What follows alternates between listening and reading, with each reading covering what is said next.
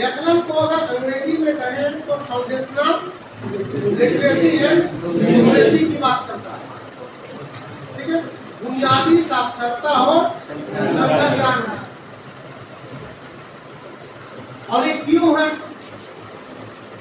किसके लिए है, और इसको कैसे ग्राउंड लेवल में लेके जाना है, ये जो हम लोगों के लिए लक्ष्य निर्धारित किया गया है कि 2026 और 27 तक में 9 साल तक के बच्चों में बुनियादी साक्षरता और संख्या ज्ञान की समझ को क्या कर देना है, विकसित कर देना है। तो साक्षरता की अगर बात करें तो साक्षरता में का मतलब है कि बच्चा जो है तो अपने पाठों से, अज्ञान पाठों से वह समझ के साथ वो पढ़ पाता हो और लिख पाता हो, उसमें तर्क कर पाता हो और अपने बातों को उसमें जोड़ पाता हो और उसमें भावनात्मक भी विकास हो, मतलब भावनात्मक रूप से उसमें बच्चा जुड़ पाए। और न्यूमरेसी की बात अगर हो रही है तो बच्चे में क्या होना चाहिए, संख्या का ज्ञान, जिसमें से अंक पहचान, संख्या पहचान, संख्या में संख्याएं, ठीक है, मापन, पैटर्न, ये सब चीजें बच्चों में दक्ष हो जाना चाहिए और उसमें बच्चे तर्क कर पाए और अपने बात को बाहरी वातावरण से, बाहरी दुनिया से भी कोई जोड़ पाए। तो इस तरह से ओवरऑल बच्चों में बुनियादी साक्षरता और संख्या ज्ञान की समझ क्या होना है, विकसित करना है। अब 2026 और 27 तक में अभी जो ये रखा गया है।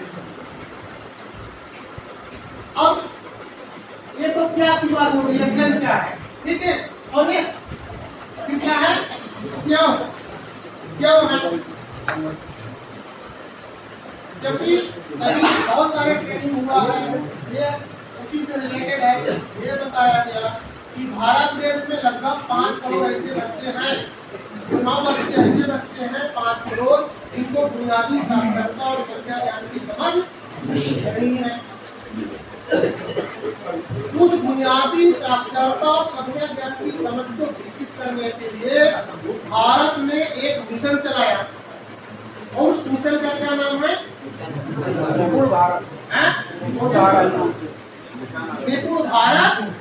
मिशन। ये पूरे भारत में चल रहा है और इस मिशन को विभिन्न प्रदेशों ने अपना अलग अलग नाम दिया है। जैसे मध्य प्रदेश की बात करें तो मध्य प्रदेश में इसको किस नाम से इसको चला रहा है ना, मिशन अनुकूल के नाम से, मिशन मोड में अपन को काम करना है। तो इसलिए ये क्या है और क्या है और कैसे इसको पूरा करना है,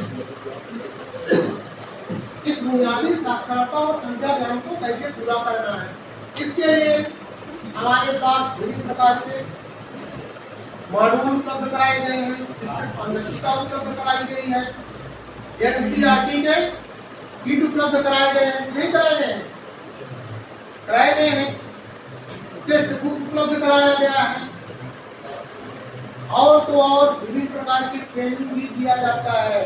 भोपाल में ट्रेनिंग होती है प्रदेश स्तर पे शिक्षकों विद्यार्थियों की, वहां से जो लेके आते हैं तो डायरेक्ट कहाँ पे शिक्षकों को दिया जाता है। पहले क्या होता था कि वहां से ट्रेनिंग होती थी कहाँ, भोपाल स्तर पर गाइड से कोई व्यक्ति जाता था, ठीक है, तो वहां से एसआरजी के रूप में वहां से ट्रेनिंग करके आते थे। फिर वहां क्या करते थे, आपके गाइड स्तर पर 4 एमपीओ को बुला लेते थे, विषय वालों को, वहां भी उनको ट्रेनिंग दिया जाता था।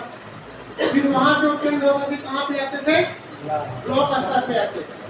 अब उसको क्या कर दिया गया, सीधे यहाँ से भोपाल, वहां आप ट्रेनिंग लो और वहां से सीधे आकर के ब्लॉक में दो। क्यों ऐसा किया गया, कारण रहा होगा